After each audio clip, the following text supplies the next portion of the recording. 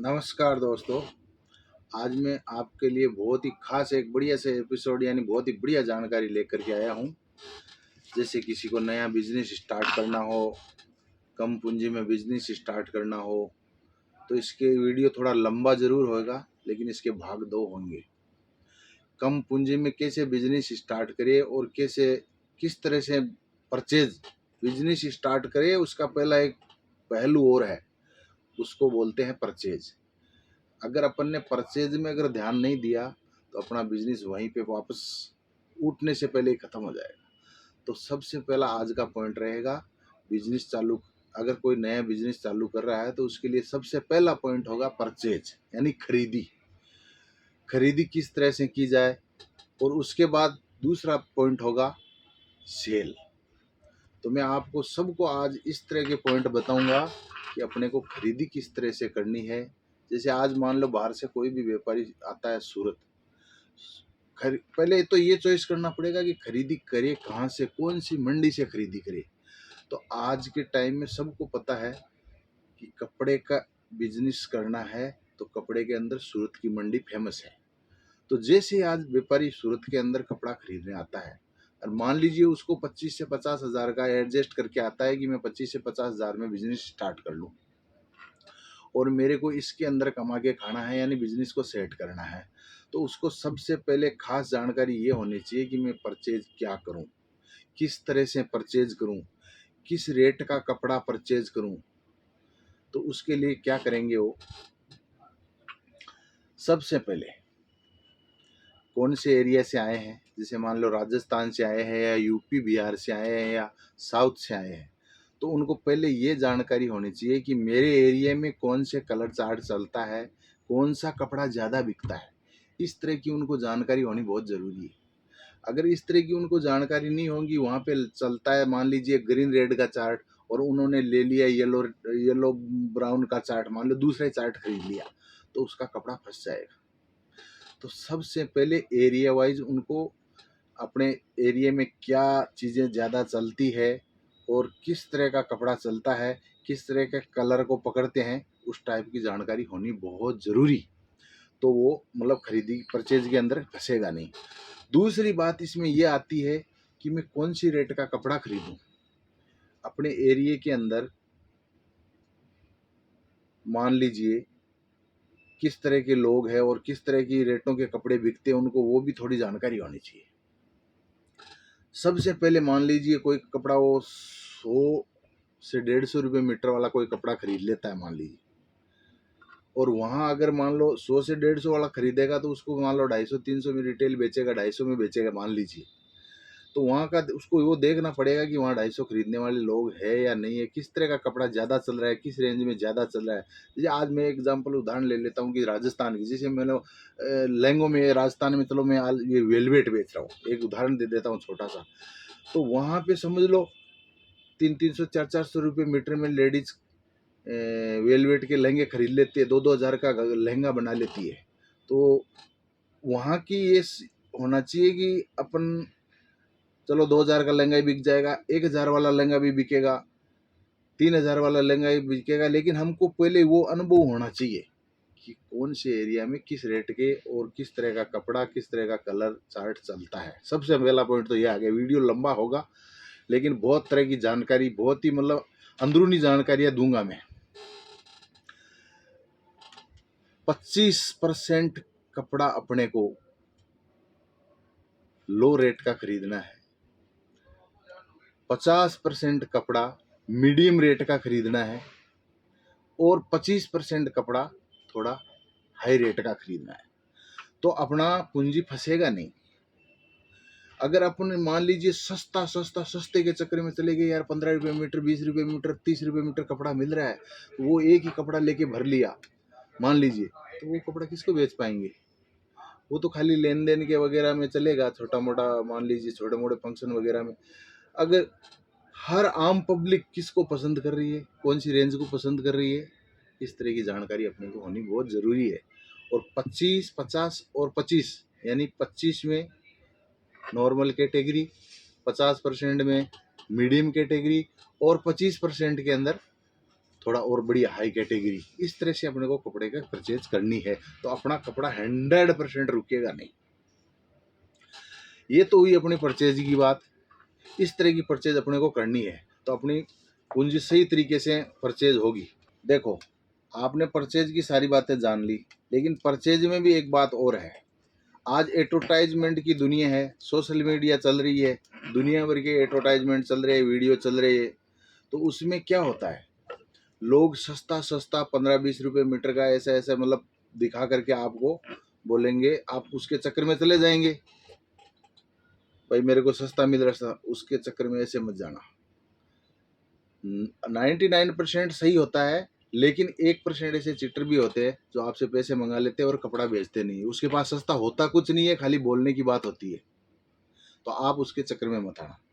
आप मेरा बोल सकते हो कि यहाँ अपने मेरा भाई है, वो है, जो भी है, मतलब मेरा नंबर दे दीजिए, यहाँ पे कपड़ा भिजवा दीजिए और वहाँ से पेमेंट ले लीजिए, इस तरह से उसको बोलिएगा। तो एक मतलब आपकी चीटिंग नहीं कर सकता, बिल्कुल नहीं कर सकता।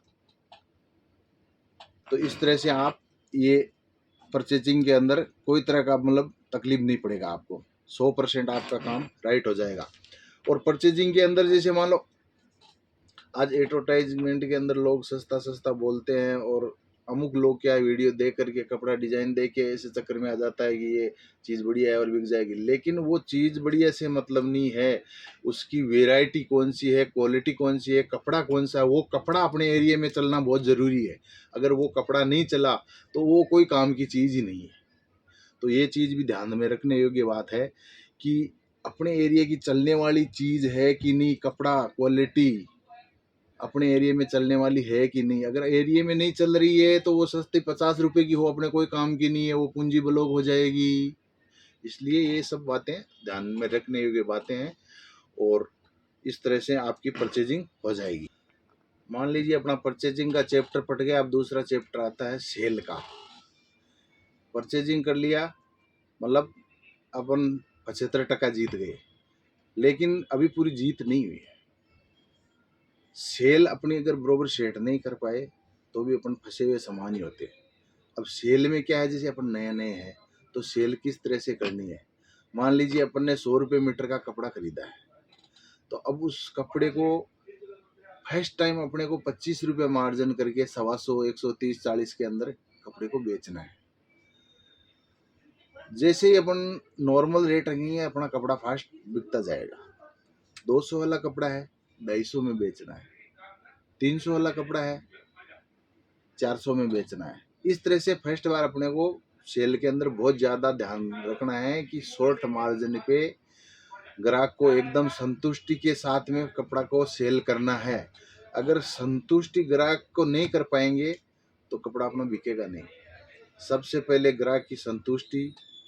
अगर दूसरा वाला वही कपड़ा 150 में बेच रहा है, अपन वो कपड़ा 200 में दे दिया, तो अपन तो नए नए व्यापारी है, तो उसको तुरंत पता चलेगा कि सेम जैसा कपड़ा है ना, 50 रुपये इसका ज़्यादा है, तो वो अपन से कपड़ा नहीं खरीदेगा। पहले आजू बाजू की दुकान में आप देख के घूम फिर के अंदाज लगा लो कि इस तरह से लोग बेच रहे हैं, अपने को उससे 10 रुपये कम में ही वो कपड़ा देना है, तो अपन अपनी ग्राहकी सेट कर पाएंगे। फर्स्ट टाइम अगर अपन रेट ज़्यादा लेना चालू कर दिया तो अपना बिजनेस जमने से पहले ही खराब हो जाएगा। तो सबसे बड़ी बात है रेट मेंटेन करके रखना होगा, क्वालिटी मेंटेन करके रखनी होगी। नए नए हैं तो अपने को एक बार थोड़ी थोड़ी दिक्कत आएगी, लेकिन जैसे जैसे थोड़ा थोड़ा चलता जाएगा, दुकान सेट होती जाएगी, कपड़े की वैरायटी भी जानने लग जाएंगे। एक बार परचेज किया, सब लोगों से जानकारी हुई, उसको दोबारा जैसे जैसे सेल हुई वैसे वैसे वहाँ से अपन ऑनलाइन ऑर्डर करके भी कपड़ा मंगा सकते हैं। तो धीरे धीरे अपनी दुकान इस तरह से सेट हो जाएगी। जैसे सेल के अंदर ये भी नहीं होता है कि आज ही कपड़ा लाया कल बिक गया, अभी कपड़ा खरीदा रात को बिक गया, रात को शाम को खरीद के लाया सुबह में बिक गया, ऐसा नहीं होता है। कुछ कपड़ा बिक जाता है, कुछ स्टॉक पड़ा रहता है, कुछ टाइम से बिकता है, धीरे धीरे बिकता है। तो इसमें अपने को खास तौर से ये बातें ध्यान में रखनी है कि इस महीने के अपने को मार्जिन हुआ, कितना मार्जिन कमाया अपन ने, कुछ कमाई की, तो वो धंधे का पैसा धंधे में ही रखना है। जैसे 50,000 की सेल इस महीने हुई तो अपने को 50,000 का वापस कपड़ा खरीदना है, वापस 50,000 का कपड़ा खरीदना है। ऐसा नहीं कि वो पैसे अपन कहीं और यूज कर ले। अगर इस तरह से करेंगे तो अपना बिजनेस डाउन चला जाएगा। तो सबसे बड़ी बात यह है कि बिजनेस का पैसा अपने को बिजनेस में ही रखना है, बिजनेस में से पैसे निकालने नहीं है। अगले महीने अच्छी ग्राहकी हुई, 1.5 लाख का कपड़ा बिका, 2 लाख का कपड़ा बिका, 50-60 हज़ार अपन ने कमाए मान लीजिए। तो ऐसा नहीं कि 50-60 हज़ार में अपन फोन खरीद लिया, बिल्कुल नहीं। बिजनेस के पैसे में से अपने को कोई खर्चा नहीं करना है। 1 साल धंधा किया और अपन ने मान लीजिए कि कार बुक करवा ली, यानी कार निकलवा ली। अब 1 साल में 10 लाख कमाए, 10 लाख का कमाई किया और कार बुक करवा लिया 20 लाख का। तो अपन 10 लाख कमाए, वो भी उधर भर दिए डाउन पेमेंट में, और 10 लाख की किस्त बांध ली। तो धंधे वाले पैसे तो वो किस्त में जाते रहेंगे। और ज़रूरी नहीं कि धंधा हर बार एक श्री का चले, कभी एक श्री का धंधा नहीं चलता। उतार चढ़ाव बिजनेस में आता रहता है, कभी तेजी होती है, कभी मंदी होती है, कभी 1 महीने में कमा जाते हैं, कभी 10 महीने 11 महीने में भी नहीं कमाते हैं। तो बिजनेस का पैसा बिजनेस में रहिए, अनर्गल खर्चे में नहीं डाले। अगर वो कार खरीद ली, मैंने बताया आपको, कार में किस्तों में पैसे चले जाएंगे, बिजनेस डाउन हो गया तो वो धंधा उठने से पहले ही बैठ गया, समझ लो। ऐसे ही फेल हो जाते हैं बिजनेस।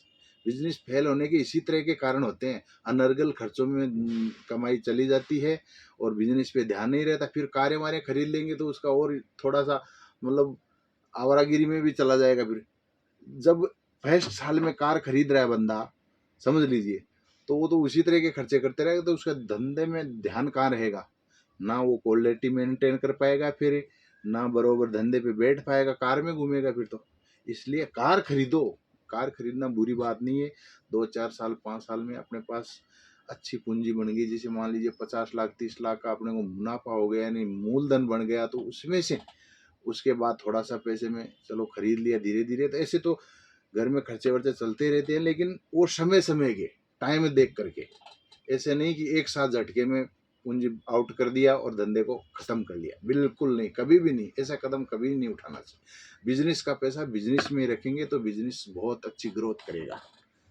और एक चीज़ और है, इस तरह की जानकारियां मैं हर बार आपको देता रहता हूँ। NR बिजनेस जोन के नाम से अपना चैनल है, तो लाइक और सब्सक्राइब करना बिल्कुल मत भूलिएगा। थैंक यू, धन्यवाद।